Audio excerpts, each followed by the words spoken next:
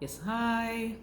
Okay, so today I want us to have the big sister talk, and I just want us to talk about two things mainly, and I'm going to keep it short because I don't want to overwhelm you with information. I want to make sure that you just have these small digests, but things that you can think about over a long period of time. Okay, and so today I want us to talk about number one, you are the average of the five people in your life. Okay, and so if those five people, let me just say number two before I even go on to explain you being the average of the five people. I want us to also talk about the blame shifting that we play in the world, thinking that everyone else has to make decisions, and then after that we have to point fingers at them. Just two things. Okay, so number one, you are the average of five people. Now that can be even more, because sometimes you have cliques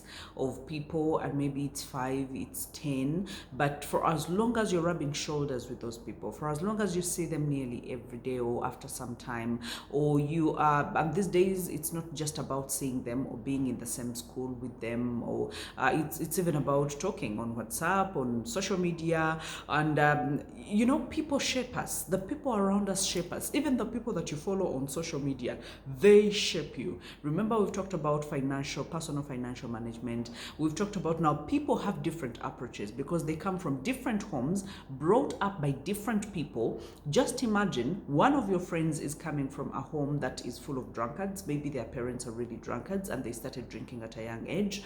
One of them is coming from a place where they don't care whether you're going with every Tom, Dick, and Harry around the village. They just don't care. Others, they come from a home that practices witchcraft. Others, they come from a home where everyone is a thug, they're thieves. As in, you see, and others come from a home where there is no future.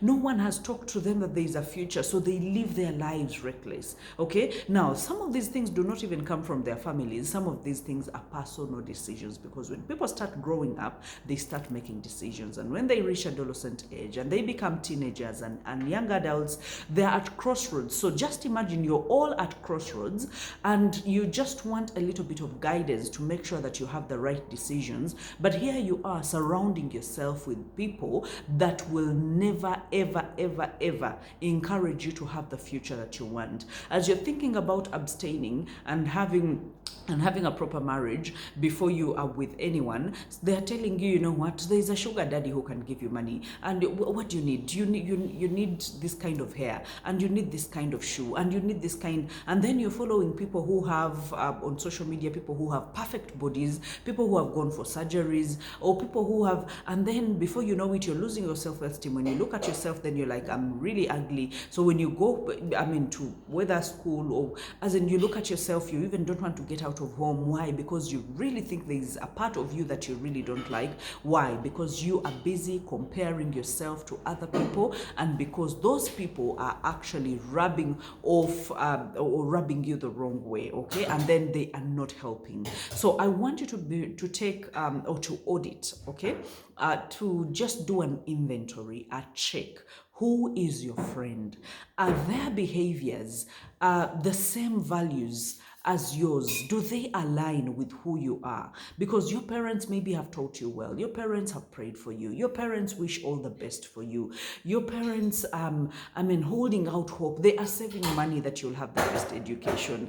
They are doing everything humanly possible to make sure that they give you a future that is deserving, a future that is honorable. But guess what? You are busy attracting every failure in your life, and you are just going to disappoint yourself and you're going to disappoint them. But disappointing them is not the big issue. Disappointing yourself is the big issue, because when you get pregnant when you're a teenager, when you get into being gang raped and as a teenager because you're in the wrong clique.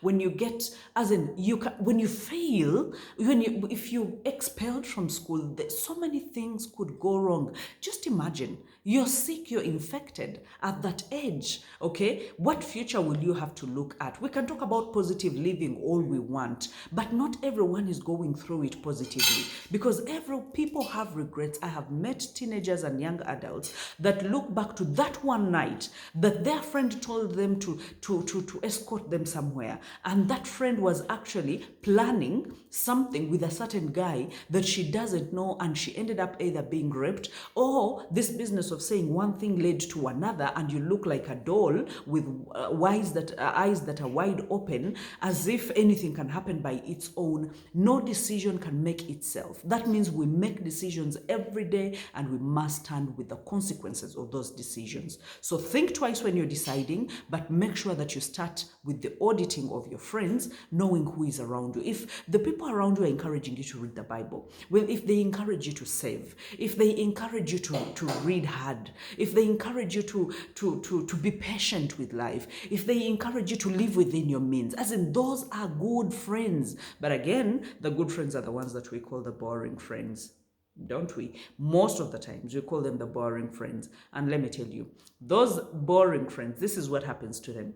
They read, they excel, and some of them don't even have good backgrounds. They don't come from rich homes. They excel, they get into proper marriages, and you who thought was a slay queen, apparently you were having all the fun in the world, and then you get to 45 and you're saying, oh God, there is no man coming for me. Why?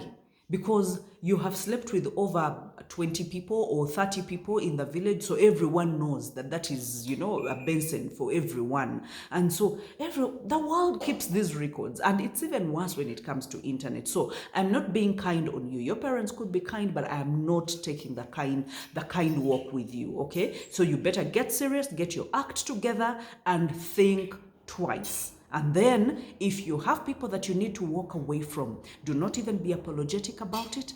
Cut them off and walk on with your life if you ever want to have a future, okay? Not to just please your parents. No, we are past that. To have a good future for yourself, then there are decisions you really, really, really have to make. So the blame game is when you're like, oh, but she's the one who told me to escort me. Didn't you have a brain? Couldn't you think?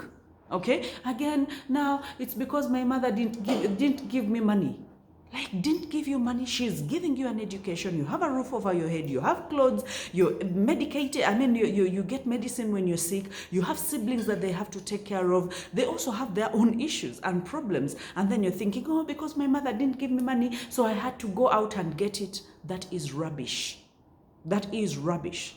If no one ever tells you, I want you to get it from me, you can always say the mumbo jumbo of so and so led to this, so and so led to this, oh, the government is not doing this. But let me tell you, you are the one that will have the problem. You are the one that will be in lack. You are the one that will be abandoned, rejected. You are the one that will be crying. You are the one that will be admitted sick. You are the one that will die on the abortion table. You are the one.